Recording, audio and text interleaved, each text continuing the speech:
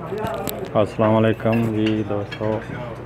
आज हमारे बॉस राजा मोहम्मद अकरम साहब ने अपनी कंपनी के वर्कर्स को दावत दी है लंच। उनके यहाँ पोता हुआ है माशाल्लाह। इस खुशी में ये दावत दी है, अल्लाह पाक उनके पोते को सेहत तंदरुस्ती दे। ये शिरका और जमामा के तमाम वर्कर लंच कर रहे हैं जी।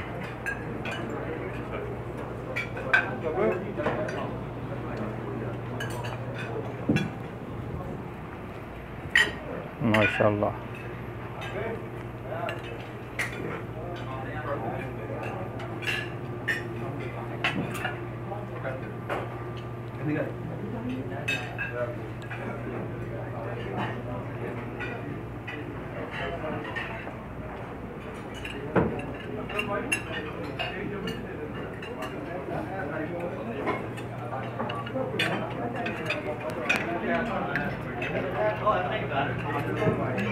Pablo.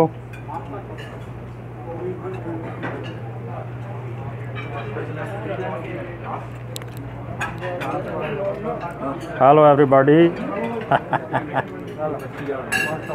बाकी क्या